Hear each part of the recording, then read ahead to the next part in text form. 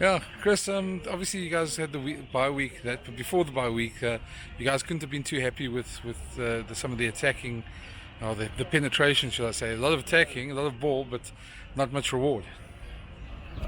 Afrikaans, Engels, maar wie sorry. Engels as you can. Okay, yeah. So obviously we were very disappointed. Okay, so like you said, going down to Newlands, we actually created a lot of opportunities, but obviously converted none of them.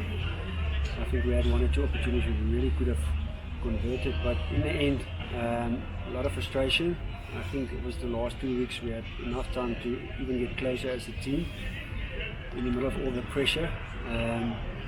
And like I just said before, I think the reality is the bulk of our team only came here in January, 3 weeks before the competition. So I think it was a good 2 weeks. We had time to obviously have some good self-reflection, and obviously the main focus for us would be to have a bigger work rate off the ball and be more clinical in our power zone, which we had a lot of opportunities. So you're spot on it.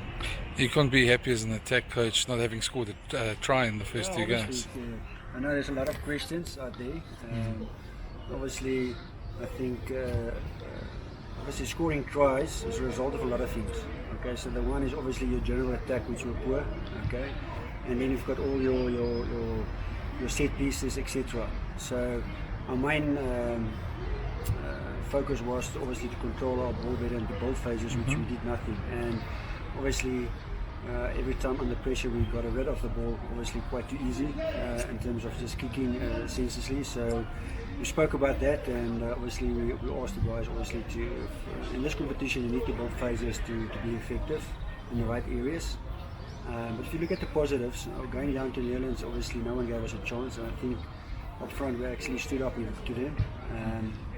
But obviously in the 2022 we couldn't convert. We didn't have any real, I think, cohesion, and maybe that's just a result of maybe less time together as a team.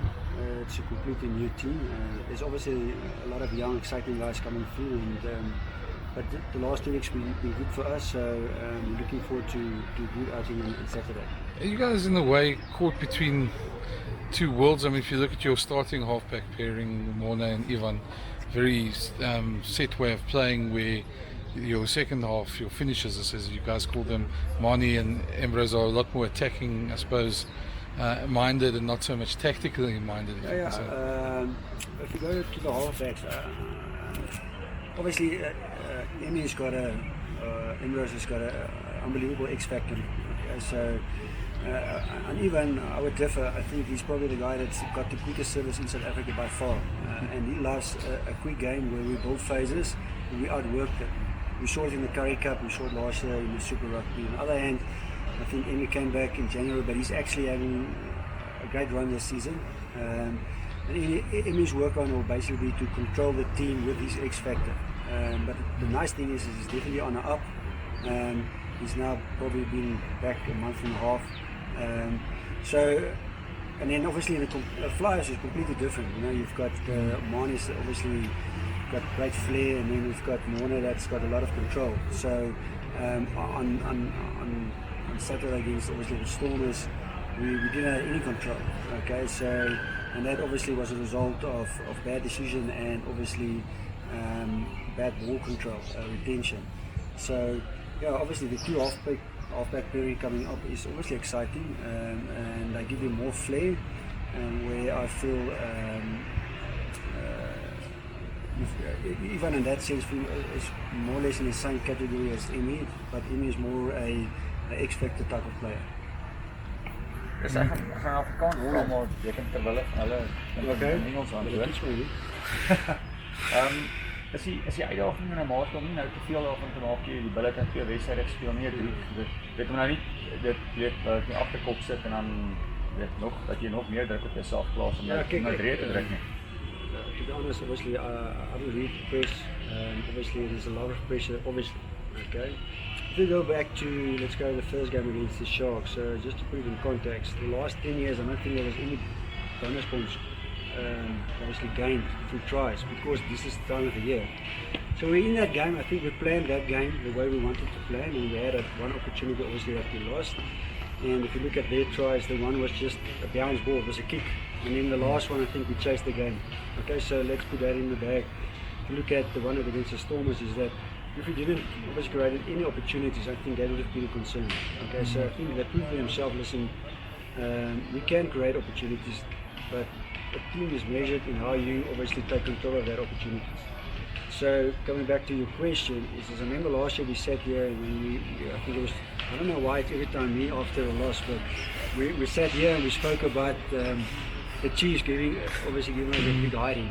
And you said, listen, yeah, but now everything is gone and this team is not going to make it and they're not good. And we had the best players in the world here last year. And we said, listen, I think we can play check. My response was, let's stay calm. Looking forward to the Sharks in Durban. And so I think we all know in this competition, the highs and the lows are almost like every week. You can be here and the next week you can be obviously very, very low.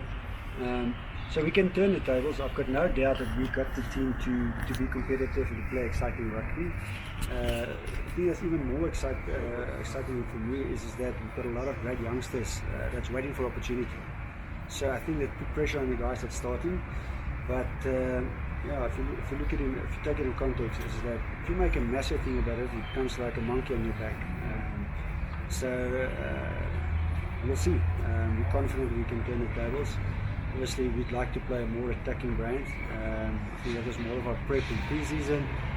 Obviously, a few things that we're going down this lane, but looking forward to playing at Loftus. Chris, I suppose nobody denies the value that Morne Steyn actually brings, but you just mentioned some of the young guys that are knocking on the door. Just from a more populistic type of point of view, how far do you think Manie Libbok is from usurping him? We'll see how the team looks on the weekend. Obviously, that's Porter's decision. But I think the question is not how far he is. The question is that he keeps on knocking. Okay, so everybody knows that every player's got a certain, obviously, certain skill set, and if we look at Manie, there's certain stuff that obviously he also needs to improve. But I think he is definitely very eager to go. On the other hand, obviously Morne obviously very disappointed about his performance, and he gives you unbelievable game management and obviously kicking control. And if you add obviously attacking ability to that, you can have a nice mix. On the other hand, we know what Manie can do. There's a guy here, Chris Smith, who's unbelievable distributor of the ball. He's also unbelievable. So I can't tell you how far he's from the team. That's obviously Porter's decision. The thing for us is to stay patient and keep knocking. The guys is not in there. Dus het net in die eerste kans spanning gespeel, veel van aanpassing moet jy maak in 'n week om te voorberei vir die Nieu-Zeelandse span. Yeah, so that's a good question. If you look at what happened last year, we played obviously the Stormers, and then we played Jaguars away, and then we played the Lions and I think it was the Sharks. And we had a good run against them. I think it was 3 out of 4, but it was against the South African teams. And then we came here and we played the Chiefs, obviously, and they obviously gave us a good hiding because they had a different approach. So there's definitely a different approach, and typically what happens is when you play the New Zealand teams, they take away your set pieces so they don't kick out. So we know we need to obviously to manage that. I think playing local derbies is sometimes more competitive, and it's sometimes ugly, and then it can become a beautiful game like in the weekend, the Lions against the Stormers. But as a big part, it was a little bit, obviously here, not there, another year or there. But so against the New Zealand teams, sometimes there's more space to do a little bit more. But I think it's a great opportunity for us to prove ourselves against the guys that we don't know that well, and see if we can obviously stand up against them. Cool. Baie dankie.